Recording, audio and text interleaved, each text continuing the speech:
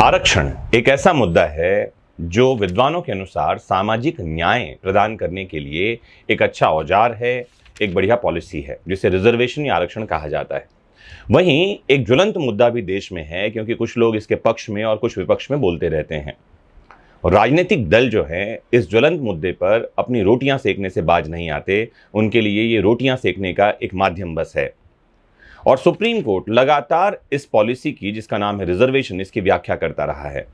अभी हाल ही में हुआ ये कि सुप्रीम कोर्ट ने SC/ST रिजर्वेशन को लेकर एक पीठ गठित की, संवैधानिक पीठ। 7 जजेस की बेंच बैठी थी जिसमें से 6-1 के बहुमत से जो है एक निर्णय आया है। क्या है ये रिजर्वेशन का निर्णय, इससे क्या बदलाव होगा, SC/ST कोटा में क्या परिवर्तन आएगा, क्या इसमें जनरल यानी अनरिजर्व कैटेगरी और OBC वालों पर भी कोई प्रभाव पड़ेगा।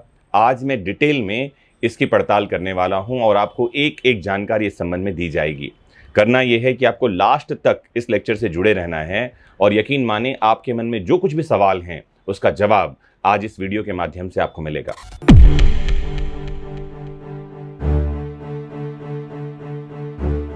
तो सुप्रीम कोर्ट के संवैधानिक बेंच में कौन कौन शामिल था? सबसे पहले हैं चीफ जस्टिस DY चंद्रचूड़ साहब, फिर बैठे थे जस्टिस मनोज मिश्रा साहब, फिर बैठे थे जस्टिस BR गवई साहब, फिर बैठे थे जस्टिस पंकज मित्तल साहब, और थे इसमें जस्टिस विक्रमनाथ साहब, जस्टिस सतीश चंद्र शर्मा साहब और जस्टिस बेला त्रिवेदी साहब।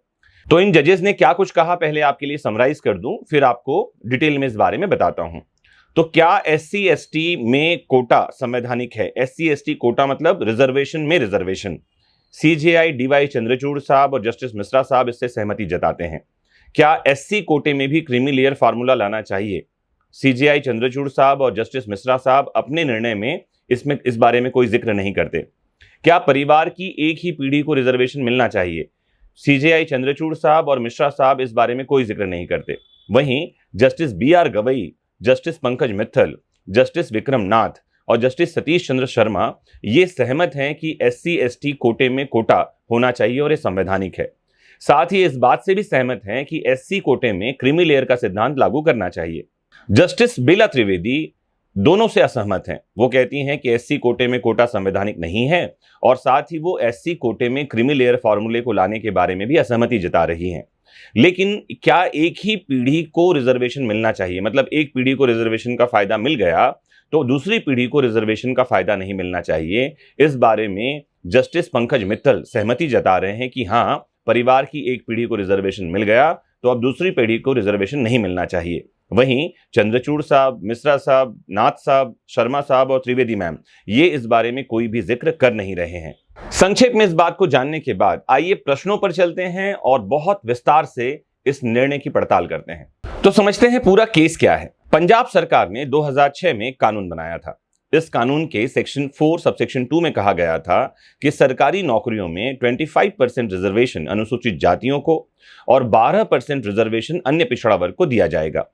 इसी कानून के सेक्शन 4 सबसेक्शन 5 में कहा गया कि अनुसूचित जाति के लिए रिजर्व कुल सीटों में से 50% सीटों पर रिजर्वेशन वाल्मीकियों और मजहबी सिखों को दिया जाएगा। इस कानून के सेक्शन 4 सबसेक्शन 5 को असंवैधानिक बताते हुए देविंदर सिंह नाम के पिटिशनर ने पंजाब और हरियाणा हाई कोर्ट में इस कानून को चुनौती दी।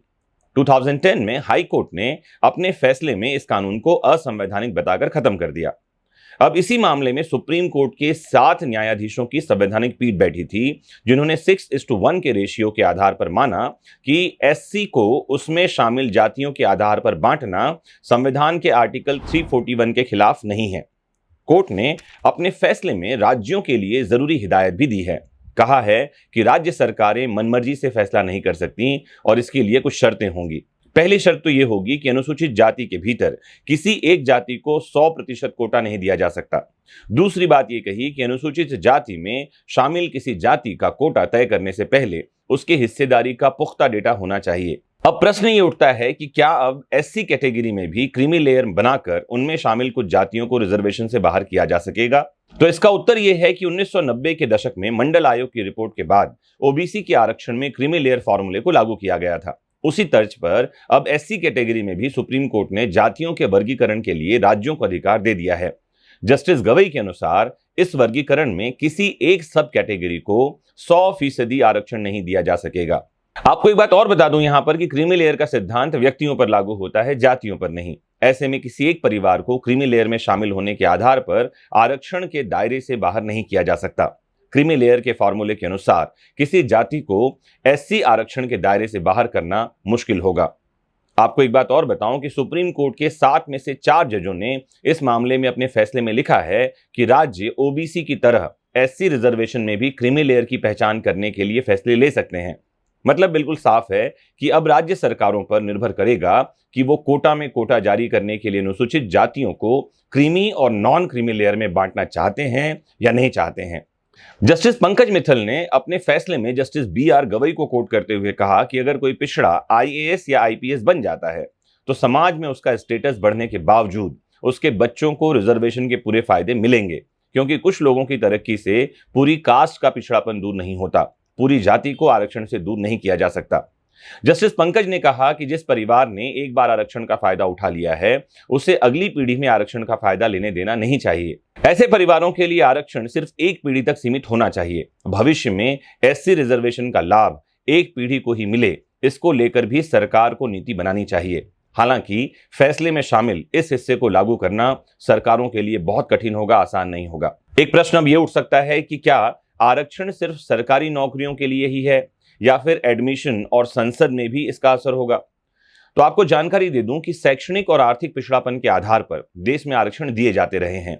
जजों ने अपने फैसले में कहा है कि एससी समुदाय में पिछड़े हुए वर्ग को प्राथमिकता के आधार पर आरक्षण देने से संविधान की समानता के लक्ष्य को हासिल किया जाएगा।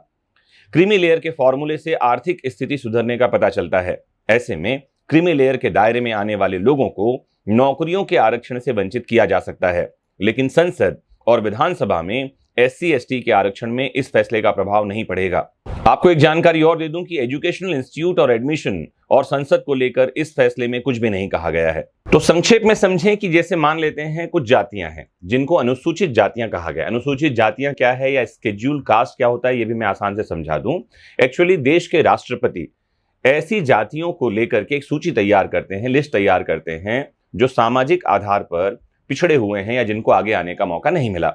ऐसा वो राज्य के राज्यपाल से परामर्श करके बनाते हैं। आर्टिकल 341 है इंडियन कॉन्स्टिट्यूशन का, जिसके तहत ये अधिकार राष्ट्रपति को दिया गया है। अब बात यह है कि मान लेते हैं एक जाति है, उस जाति में मान लो 100 लोग हैं। एक एग्जाम्पल लेते हैं, उस 100 में से 30 ऐसे परिवार हैं जिनको आगे आने का मौका मिल गया। आगे आने का मौका मिल गया मतलब वो समृद्ध हैं, उनके परिवार में 2-3 आईएएस हैं, आईपीएस हैं या कुछ ऐसा काम कर रहे हैं जो जिनके आधार पर उनका पिछड़ापन हट गया है। लेकिन वो 70 लोग जिनको आगे आने का मौका ही नहीं मिला। तो सुप्रीम कोर्ट का ये जो निर्णय है वो ये कह रहा है कि वो जो लोग जिनको आगे आने का मौका नहीं मिला है अब उनको फायदा मिले, और ये 30 लोग जिनको फायदा मिल चुका है अब इनके ही परिवार बार बार उसका फायदा न लेते रहें। तो एक प्रश्न यहां एक और उठता है कि क्या पहले भी कोटे में कोटा यानी रिजर्वेशन में रिजर्वेशन देने की कोशिश हुई है? अगर ऐसा हुआ है तो कब और उसका प्रभाव क्या हुआ है? तो आपको जानकारी दे दूं कि इससे पहले भी ऐसी कोशिश की गई है। पंजाब में 2006 में एक कानून लेकर आया गया था जिसमें शेड्यूल कास्ट कोटा में वाल्मीकि और मजहबी सिखों को 50% आरक्षण नौकरी में देने की बात कही गई थी। 2010 में पंजाब हरियाणा हाईकोर्ट ने इसे असंवैधानिक बताया था और कानून को खत्म कर दिया गया था।